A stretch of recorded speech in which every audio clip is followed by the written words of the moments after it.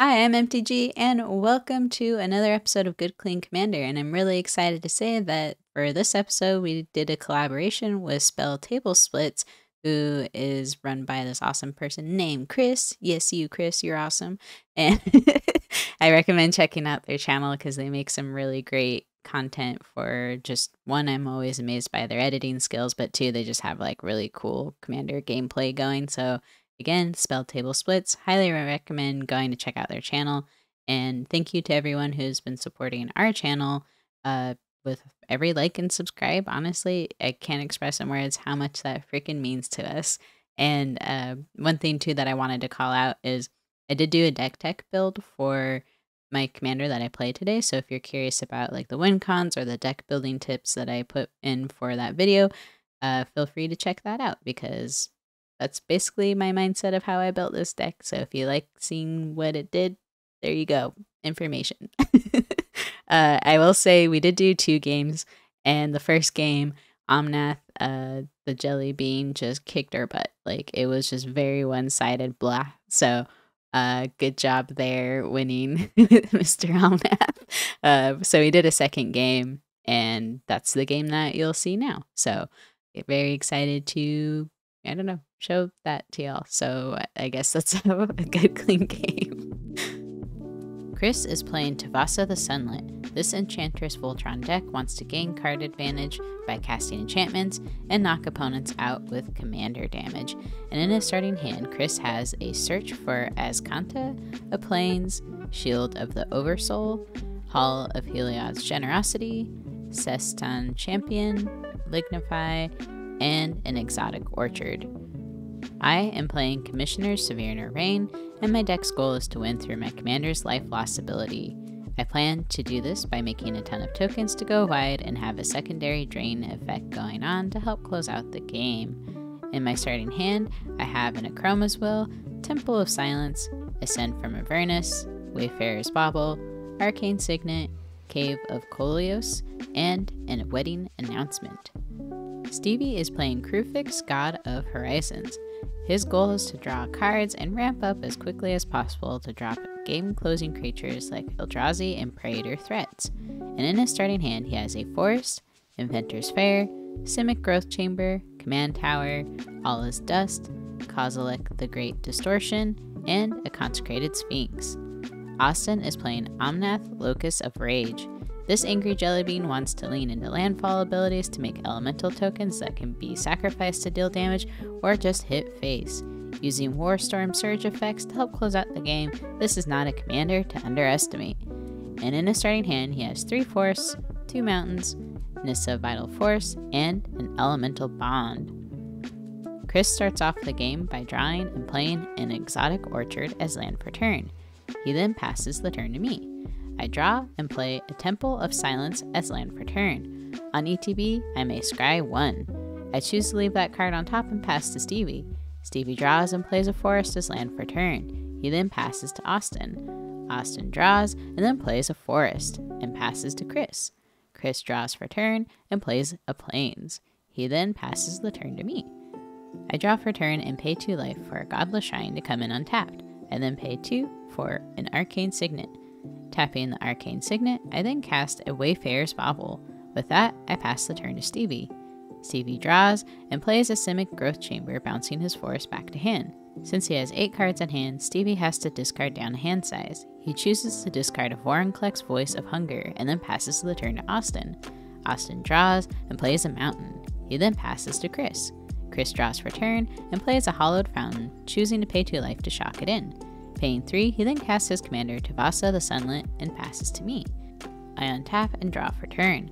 Playing a command tower, I follow that up by paying 3 to cast a Wedding Announcement.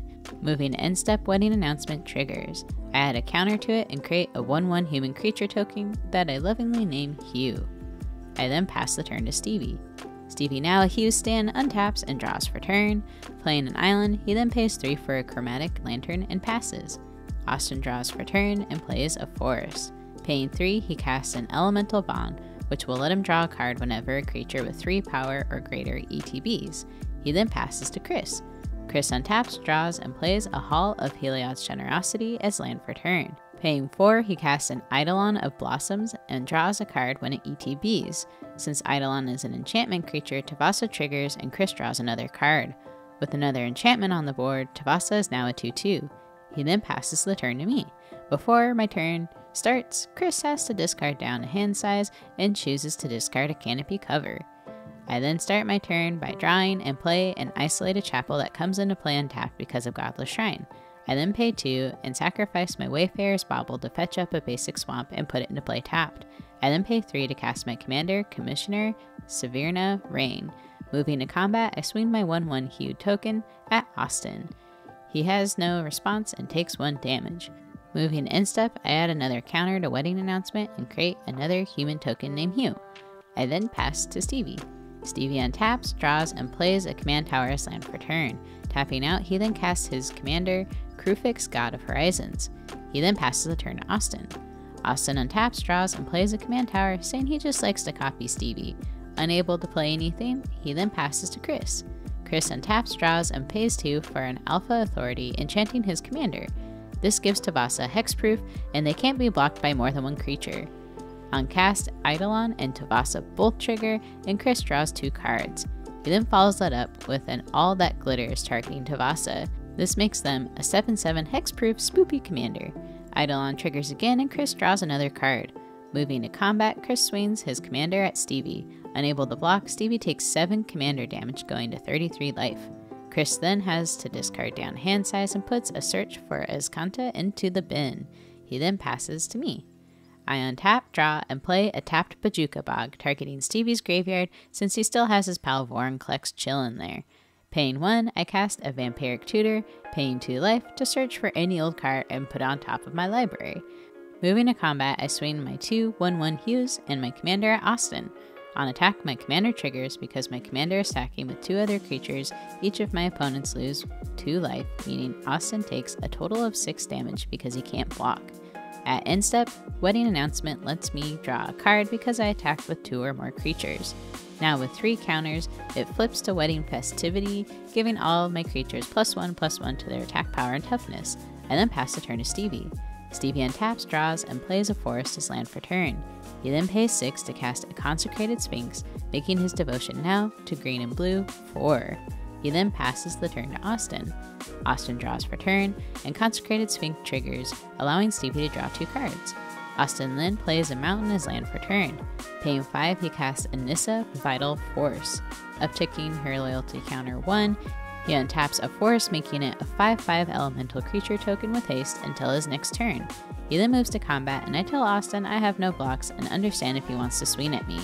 Austin decides to swing his 5/5 at me, and I have no response, so I take the 5. He then passes the turn to Chris.